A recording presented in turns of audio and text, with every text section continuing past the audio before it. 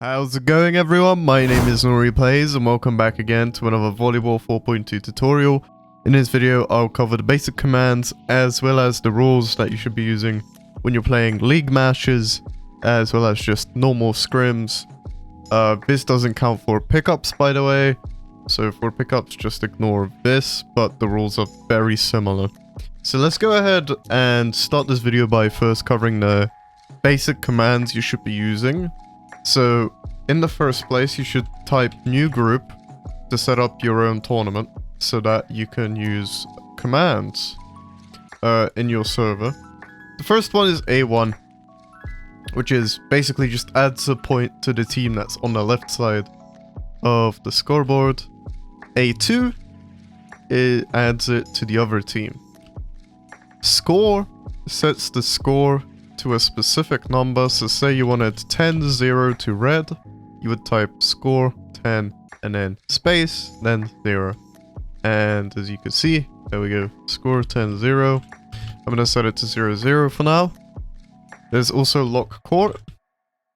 So as you can see, if I'm not in any team that's made, you can't enter the court. This is useful for when you're substituting players and you don't want them going on the court or spamming balls onto the court. So keep in mind that when you are in a team, make sure you only keep 6 players in the team and team the other players to the player's team. If that makes sense. So next up, how do you even make a team? So to make a team, you type C team, C meaning create, so create team. Your team name, so my team is called Izanami Kogyo, which the full name actually gets banned, so I'm gonna use Iza for now. And you can't use any spaces in a name, it just doesn't work. You would have to use just one name. You can't do Izanami like that. You can't have the space there. So you can only have one word, technically, if you're making a team name. And then the Brickcolor. So our Brickcolor is 11. I'll send a link to all the Brickcolor numbers in the comment section, as well as the description if you're new and your team is new and you want to decide on a team color number. So like this, as you can see, it's made the team on the top right. And now you can basically team yourself into that team. If you want to team everyone from players into Izanami, you have to use this command. So team %p. So % means everything in that team, and P stands for player. The player team. So everyone from the player team into Izanami. It's the same thing if you want to, for example, team me away from it. If you want to team absolutely everyone off of that team, you would do %p and then the team that you want to team them to. Team, see, no players were in player. But if I type %Iza, as you can see, it teams me back to players, and it'll team everyone from Iza into the player's team. If you want to remove that team now, you type RM team and then the team name, and then that gets rid of the team. So RM means basically remove. Self-explanatory. So you remember before how we couldn't enter the court? Well, if I make a team again, and now I can walk onto it because I'm a part of a team. So since you have the team color, let's say we make another team that's that color, and you want to set these colors to these colors here, you would do set color 1. 1 is the left side, always. And then your team color. As you can see, you can actually change the color. Set color 2 to 23, and there you go. You have the matching colors for the team, so you know who's scoring where. There's also the sets command, where you can control the points of each set. So that is also something you need to know if you're hosting a scrim. Let's see what other commands. The CD So as you can see here, it makes a countdown. So right when you're starting a scrim, you want to do countdown 60 first, so that people have a minute to prepare for the scrim. And then you would do countdown 5 after that countdown. So it would look like this. Instead of 30, it would be 60. And then after this countdown is done, you would do countdown 5. You would FF random, so that a random player is force fielded to show who's serving.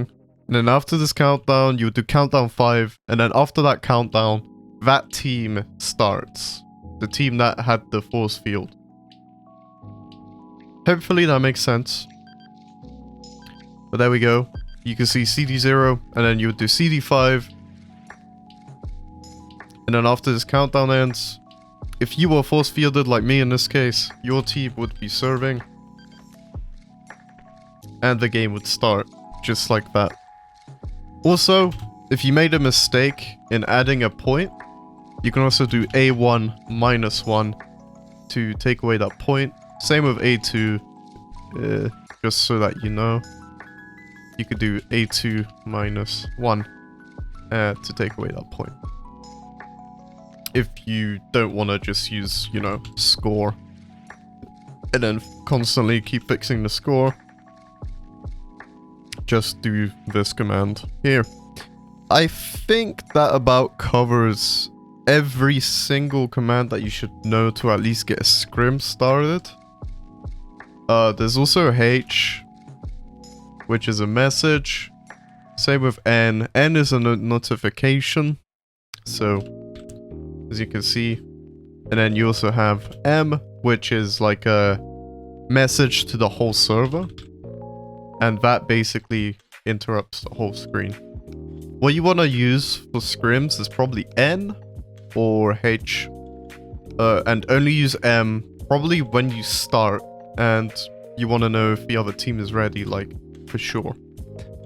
Okay, so with all the command stuff out of the way, hopefully I made it sound easy for you guys, but those are the commands. Hopefully you find them useful. Next up, we got rules. So for these rules, I'm not gonna use the concept of rotation because this is a basic rules and commands guide. Let me know if you want a much more advanced one, and I'll make that advanced one. Okay, so the first rule I want to cover is a line fault. When you're serving, you want to be behind this white line here.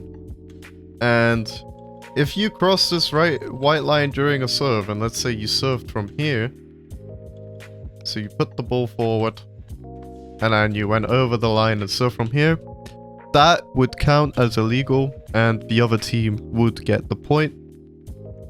So basically, just serve from behind this white line. When I do my spike serves, I go here, and then I always jump from behind the white line. So keep an eye out for your serves. The second rule I want to cover is what a bullet is. So a bullet is, let's say you score. You see this timer here? And say you served right now. If you serve before 5 seconds, that's a bullet. That basically means you've served too fast because you're serving too early. So you need to serve after 5 seconds. Now, there's a lot of illegal ways to play the game. There's around 5 illegal things you can do. And in the chat, people would just call ill, which means illegal. So let's start off with the first illegal being a block spike. So say I spawned in my setter bot and I used block to spike. That's illegal and the other team would get the point because you're not allowed to spike with block like that. It makes it unblockable to the other blocker. That's why it is illegal. Another illegal way to spike is by setting. So you can't set spike like this, because that is also considered illegal. You're supposed to just spike normally using the proper spike. Unless you're a setter, you can obviously dump. That's not a problem. But if you're a spiker, you can't do the same. Another illegal is when you spike it at the antenna. So the antenna is this white and red ball here. As you can see, if I hit it out, the red ball spawns. That means that is an illegal spike because it's not within the area between the two antennas. So say you would try to spike it from here, that's illegal because you're behind the antenna now. It has to be within the region of the court. Now, there's an illegal receive as well, and that's where if you receive in front of this line by jumping, that is illegal. You're not allowed to do that. You can't jump and receive it straight away from here. And the final illegal is called boost. And a boost is when two players are walking on top of each other and jumping on top of each other to get higher. That is a boost. And if you spike off of that boost, you will also lose a point. For all of these illegals, you do lose a point. So keep that in mind. Now we're going to talk about the 13 timer. Okay, so you remember the timer when you served? Okay, so for your first ball, you're allowed to serve before the 13 second mark, but after 5 seconds. So as soon as that hits 13 and I didn't spawn a ball, that would give them the point. So that's what 13 means. You have to spawn the ball at least once before the 13 second mark. Now there's 18 as well. So 18, believe it or not, is say you did this, but you messed up your serve, right? And it didn't hit the net. So now you have enough time for 18 seconds because you messed up your first serve, so you're allowed to go again as long as you get it before 18. And there's another rule I want to cover now, but as soon as I've mentioned that, I reminded myself that if you serve and you hit the net, you don't get to redo your serve. The point goes to the other team because that counts as a missed serve. Same goes with over the net. If you get it super duper far, like this, and you miss the serve, that is also not a redo because it goes beyond the court and obviously over to their half, which counts as a miss. Another illegal way to spike, I forgot to mention, was animation cancelling. So that's when you would set before you spike, like this. That's illegal because it throws off the defender, so making it much harder to read. So you would also lose a point for doing something like this. An int. Okay, so an int is, let's say I'm serving, you know, 1, 2, 3, 4, 5. I start serving. And as soon as I do that, my teammate decides to slap the ball out of my hands. That's an interception from my teammate. If their teammate from the other side came in and did that, it would be our point. But because it was my teammate that did it, they get the point because they can't intervene with my serve. 4 touch. So in volleyball, you're only allowed to make 3 touches per play, but that doesn't include blocks. So say someone spikes it, you block it. That touch does not count towards the play, I don't believe. And then you get 3 extra touches to finish the play. So say you receive the serve, you go here, you have to set it, and then you spike it. Receive, set, spike. Unless they're on the offense and they're spiking and you block it, it's block, receive, set, spike. That wouldn't count as a 4 touch because it's a wipe, aka a block, and that doesn't count towards the play. That counts as defensive.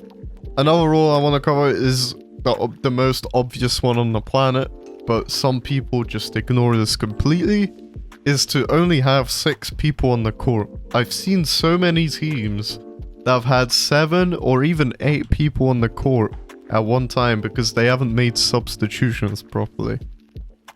That leads to us getting a point each time they have 7 players on the court. So if we get a point and they continue having 7 players on the court, we'll keep getting points for free because they're not listening to the rules at all. And for a scrim to happen, you need at least 4 players. If the team ends up having 3 players towards the end of the game, that means it's a forfeit and the scrim will no longer continue. 2B is when, let's say, through a serve or even through your team's play, you serve but someone else spawns the ball during your serve, or say someone receives it and then someone spawns the ball by accident. That means there's a 2-ball and the other team gets the point because there's 2 balls on your side when there shouldn't be.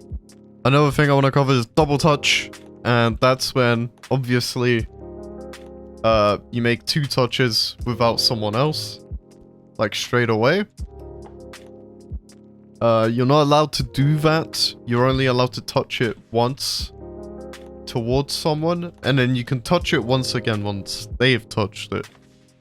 So as long as you don't touch it consecutively in a row, you'll be fine. What else? I think that about covers the rules. If there's any I've missed, please let the people know down in the comments. I tried to do my research as much as I can. This was a lengthier video than usual, but that's because there was a lot of things to cover. But I hope it was really useful to you guys. If you liked it, subscribe, hit the like button, and let me know your thoughts in the comment section down below. I'll see you guys in the next video.